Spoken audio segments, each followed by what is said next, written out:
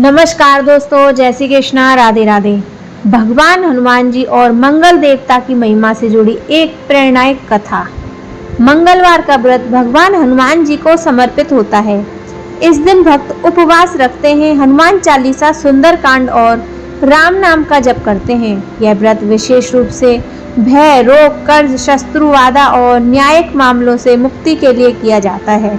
इस व्रत की एक अत्यंत प्रभावशाली कथा है जो प्राचीन काल की है। प्राचीन समय की बात है। एक नगर में धर्मपाल नामक एक वैश्य रहता था। वह अत्यंत धनी और धार्मिक और हनुमान जी का परम भक्त था। वह प्रत्येक मंगलवार को व्रत रखता, हनुमान चालीसा पढ़ता, मंदिर में जाकर दीपक जलाता और निर्धनों को भोजन कराता। एक बार उस नगर में एक भयंकर महामारी फैल गई। लोग डर के कारण नगर छोड़कर भागने लगे। धर्मपाल ने सोचा, मैं कैसे इस कठिन समय में नगर छोड़ दूं? अगर मैं भक्त हूं तो मुझे अपने ईश्वर पर विश्वास रखना चाहिए। उसने हनुमान जी की प्रतिमा के आगे दीपक जलाया और कहने लगा, हे पवन पुत्र, आपकी शरण में आया हूं, मेरी रक्षा करना। रात्रि को हनुमान जी धर्मपाल के स्वप्न में आए और बोले, वत्स, संकट जरूर आया है परंतु तू मेरा भक्त है, चिंता न कर।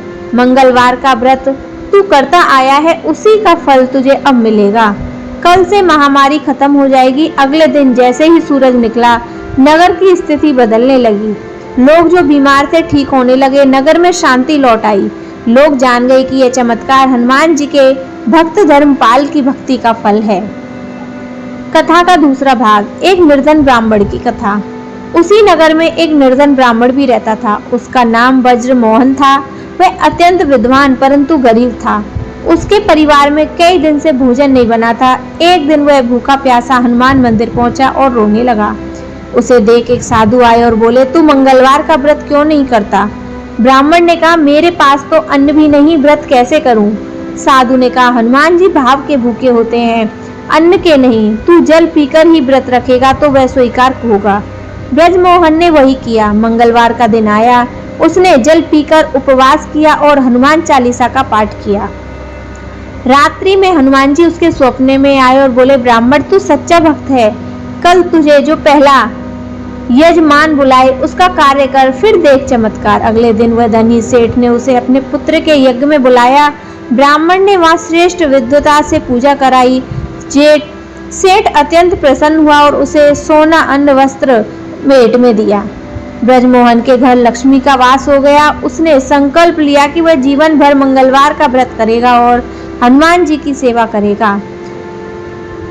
कथा का अंतिम भाग, राजा चंद्रकेतु की परीक्षा।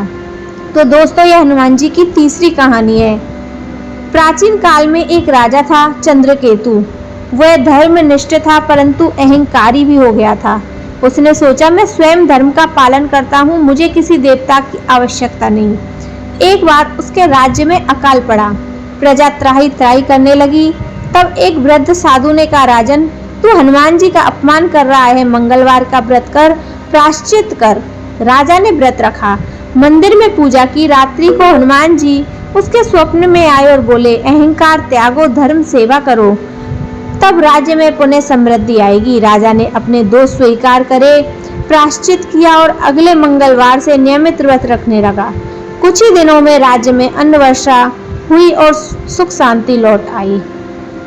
ये कथा हमें सिखाती है कि मंगलवार का व्रत केवल कर्म कांड नहीं, एक सच्ची आस्था का प्रतीक है।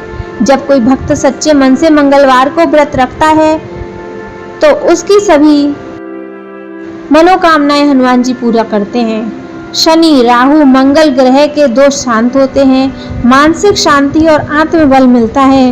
हनुमान जी की कृपा से असंभव कार्य भी संभव हो जाता है। व्रत करने की विधि, प्रातः स्नान कर लाल वस्त्र पहने, हनुमान जी को सिंदूर, चमेली का तेल, लाल पुष्प चढ़ाएं। हनुमान चालीसा, बजरंग बाण, सुंदरकांड का पाठ करें। शाम को दीपक जलाएं और प्रसाद चढ़ाएं। व्रत का पालन करने के लिए चना, गुड़ या मीठा भोजन करें। तो दोस्तों, आपको हमारी ये कहानी कैसी लगी? जय बजरंगबली।